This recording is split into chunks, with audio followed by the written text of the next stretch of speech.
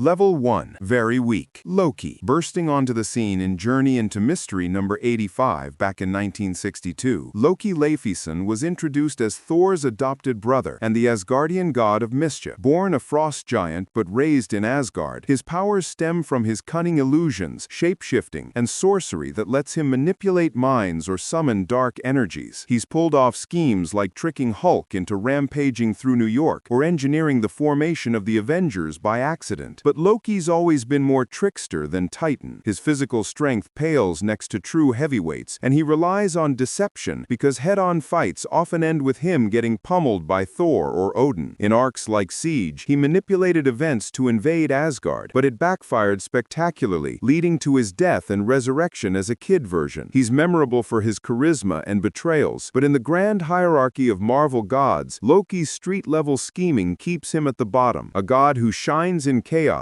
but crumbles under real divine pressure. Hela. Debuting in Journey into Mystery number 102 in 1964, Hela is the Asgardian goddess of death, ruler of Hell and Niflheim, daughter of Loki in some retcons. Her powers include commanding armies of the undead, wielding necromancy to raise spirits, and striking with soul-draining touches or energy blasts. She's infamous for cursing Thor to immortality without healing in the comics, forcing him into endless agony, or expanding her realm during events like War of the Realms. But Hela's domain is limited to the dead of Asgard. She can't touch the living without Odin's permission in many stories, and her ambitions often get checked by the All-Father or other pantheons. In Thor Ragnarok's comic ties, she nearly overthrew Asgard, but it took alliances to stop her. She's a solid villain with a goth edge, but her power is niche, tied to death realms rather than cosmic scales, making her a forgettable low tier in Marvel's godly lineup.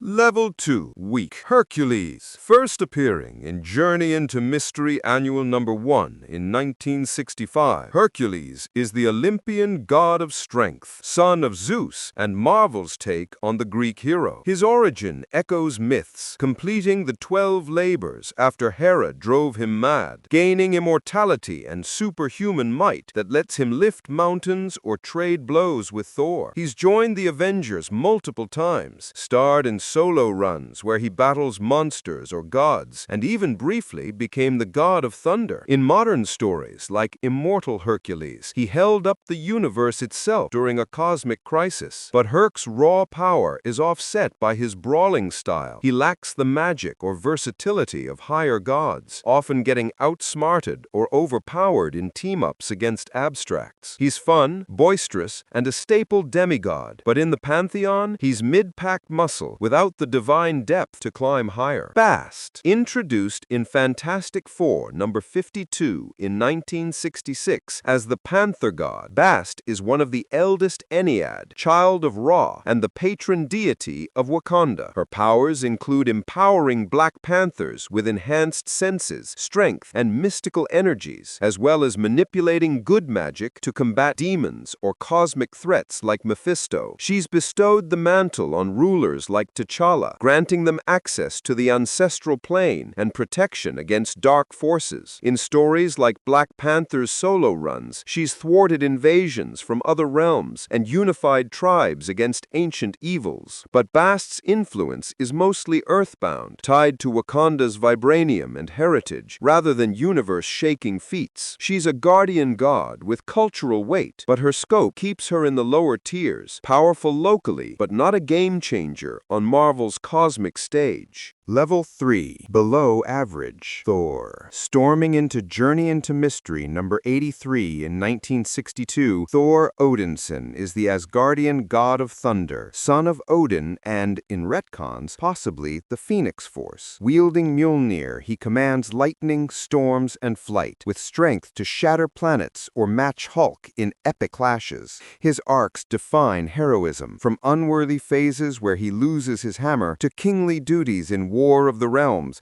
where he rallied the 9 realms against Malekith. In King Thor stories, he taps into the Thor Force, formerly Odin Force, for galaxy-level blasts and time manipulation. But Thor's power fluctuates with his worthiness. He's been depowered multiple times, and while he slays giants or celestials, he often needs allies against top threats. He's the face of Marvel gods, blending warrior spirit with heart, but his reliance on artifacts and emotional emotional vulnerabilities peg him as solidly mid. Iconic, but not untouchable. Surtur. Debuting in Journey into Mystery number 97 in 1963, Surtur is the fire demon god of Muspelheim, a primordial being forged in flames and destined for Ragnarok. His powers include wielding Twilight, a sword that can cleave dimensions, summoning fire giants, and channeling infernos hot enough to burn Yggdrasil, the world tree. In classic tales, he nearly razed Asgard multiple times, forcing Odin to sacrifice an eye or merge with his brothers for power boosts. During the Fear Itself event, he amplified his flames with fear energies to threaten all realms. But Surtur's destructive focus makes him predictable. He's been imprisoned in limbo or defeated by clever traps, like Thor using his own heat against him. He's a Ragnarok engine with epic scale, but his one-note villainy and losses to Pantheon leaders keep him mid-tier, a blazing threat, but not the apex. Level 4. Average. Odin. Ruling from Thor number 86 in 1962 onward, Odin Borson is the All-Father of Asgard, king of the Norse gods, with power drawn from his brothers Vili and Ve after slaying Ymir. The Odin force grants him near omnipotence, galaxy-shattering blasts, reality-warping spells, and feats like reigniting dying suns or transporting entire populations across dimensions. In battles against Seth or the Celestials, he's matched cosmic heavyweights, and his wisdom from the Well of Mimir shapes Asgard's fate. But Odin's power wanes during Odin sleep regenerations, and he's been outmaneuvered by Loki or fallen to threats like Mangog. As the Pantheon's anchor, he passes his force to Thor, showing legacy over solo dominance. He's the wise ruler whose might built realms, but vulnerabilities and earth ties hold him in mid-high, foundational, yet not cosmic elite. Gaia. Emerging in Doctor Strange number 6 in 1974, Gaia is an elder god born from Earth's demiurge billions of years ago, sibling to Chthon and Set. As the embodiment of Earth, she commands nature's forces, birthing gods like Atum to purge demonic siblings and merging with the planet for protection. She's manifested as various mother goddesses, empowering heroes like Hercules with life energies or revealing creation secrets. In Thor arcs, she's confirmed as his true mother, as Jord, infusing him with primal strength. Her power draws from all living beings, allowing planetary-scale healing or cataclysms. But Gaia's passive role, fleeing degeneration and aiding from afar, limits her direct impact. She's been imprisoned or drained in cosmic wars. She's the nurturing core of Marvel's gods, but her indirect influence keeps her mid-high, essential but not a frontline destroyer. Level 5. Above average. Chthon. Slithering into Marvel Chillers number 1 in 1975, Chthon is an elder god who pioneered black magic, degenerating into a demon and banished by Atum, author of the Darkhold. He tethers to Earth through chaos magic, possessing hosts like Scarlet Witch and spawning races like the N'Garai. In Chaos War, his influence nearly unraveled reality, and he's corrupted countless sorcerers with spells that warp minds or summon eldritch horrors. His realm grants omnipotence there, with total control over matter and souls. But Chthon's exile restricts his full unleashing, needing avatars or tomes to act. He's been repelled by Doctor Strange or the Vishanti. He's the dark architect whose magic birthed vampires and werewolves. But dimensional barriers cap him at good, potent corruptor, but not unbound. Atum. Introduced in Thor Annual number 10 in 1982, Atum is Gaia's son by the Demiurge, created as the Demogorge or God-Eater to consume degenerate elder gods. Absorbing their essences, he gains solar powers, energy absorption, god-slaying blasts, and transformation into a monstrous form that devours divinities for power boosts. Worshipped as Ra or the sun god, he's battled threats like Set across eons, nearly unstoppable in full rage. In modern tales, he's allied with pantheons against cosmic incursions, but Atum's role is reactive, summoned for purges rather than constant presence, and overuse risks his own degeneration. He's the divine cleanser with near-limitless growth, but niche purpose keeps him good, an eater of gods, but not their ruler. Level 6. Strong, Amatsu-Mikaboshi. Crashing in Aries number 2 in 2005, Amatsu-Mikaboshi is the Japanese god of evil and chaos, an aspect of oblivion who once ruled primordial Earth before imprisonment by Gaia. Breaking free in Chaos War, he crushed Olympians, enslaved pantheons, defeated Nightmare and Zeus, and absorbed realms into his void form, forcing death itself to flee. His powers include reality warping, soul control over the dead, dimension absorption, and infinite adaptability. Tricked into eternal prison by Hercules, he's returned in subtler forms, but Mkabashi's overambition leads to containment. His chaos is vast, but outwitted by unity. He's the void incarnate, whose war nearly ended all gods, marking him great, a multiversal menace, but defeatable.